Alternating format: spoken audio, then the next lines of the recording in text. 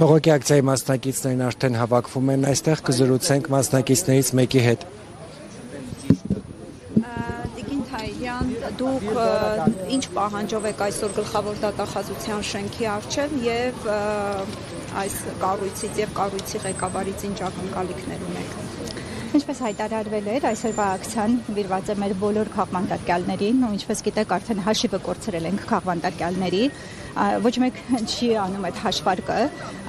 մենակ իրանց թիվը ավելանում է քաղբանտարկյալների եւ այս ապօրինությունները շարունակվում են մեր երկրում։ Ինչպես գիտեք, հոգևորականներ, բարձրաստիճան հոգևորականներ են այսօր քաղբանտարկյալ, մենք ունենք կին քաղբանտարկյալ Լիզա Մանթաշյանը, ունենք ազգային մեծ բարերար Սամվել Կարապետյանը որպես քաղբանտարկյալ, այսպես կարելի է շարունակել եւ պարզապես քաղաքացիներ, հայրենասեր մարդիկ,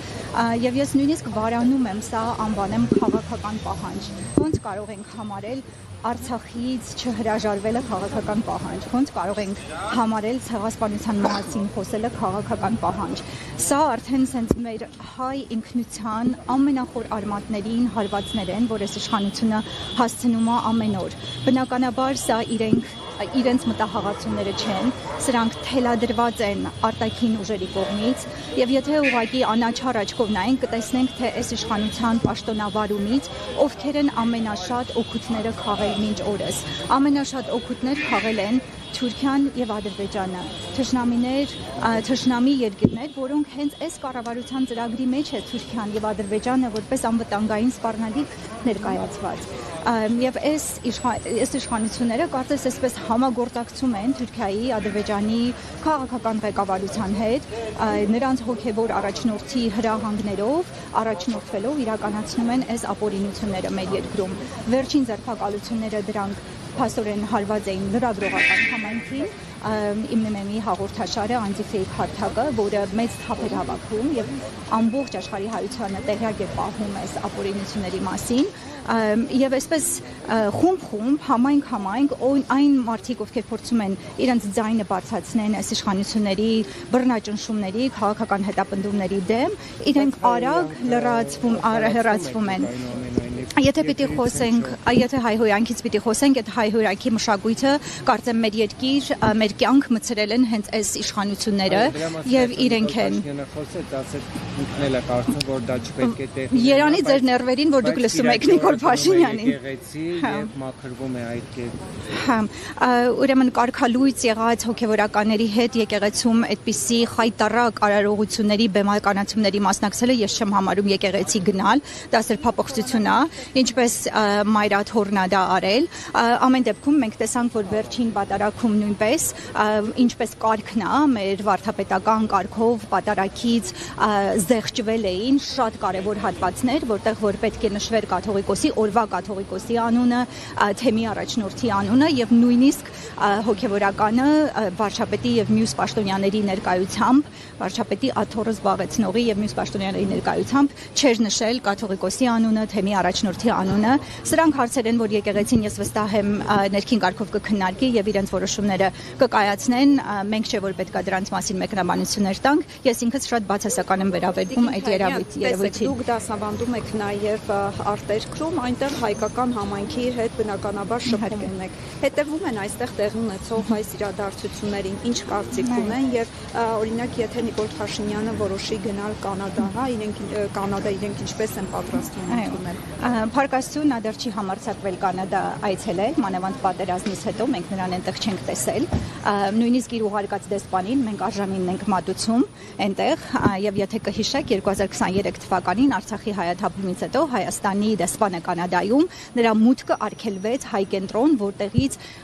կամավորականներ էին եկել եւ զոհվել 44-օրյա պատերազմում եւ նրա մուտքը արգելվեց, քանի որ նա գտնվում է Կանադայում իրականացնելու այս իշխանությունների արտաքին քաղաքականությունը։ Այս իշխանությունների արտաքին քաղաքականությունը ցեղասպանության մասով արդեն գիտենք, ասել են, որ առաջնահերթություն չէ դա իրենց համար, իսկ Սփյուռքի համար սա գերակա խնդիր է, շատ կարևոր։ Դուք գիտեք ինչպես է ձևավորվել ավանդական Սփյուռքը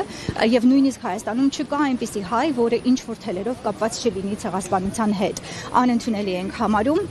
Ձեր հարցի առաջին մասը, որ ես վաղուց տասնամյակներ շարունակ աշխատում եմ, ապրում եմ արտերկրում, Կանադայում եմ ապրում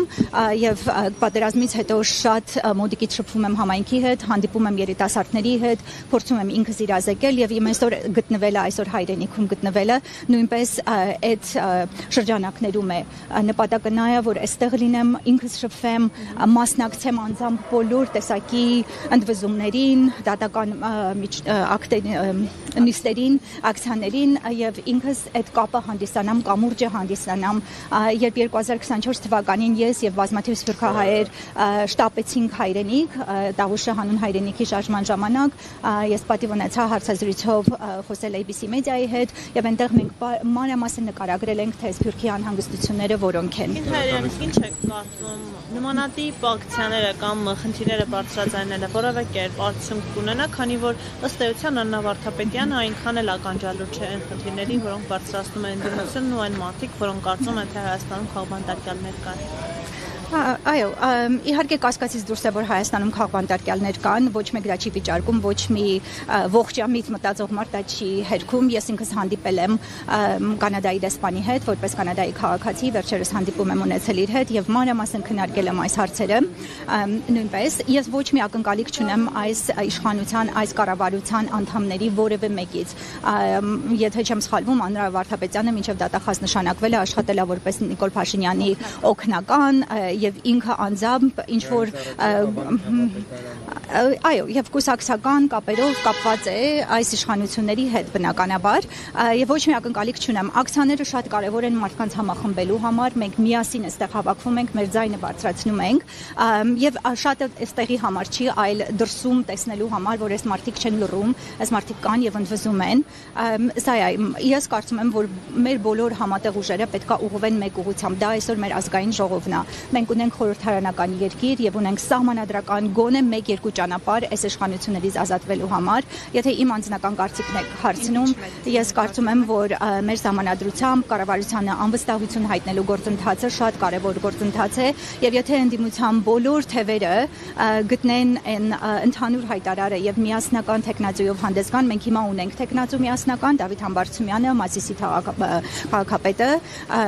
որը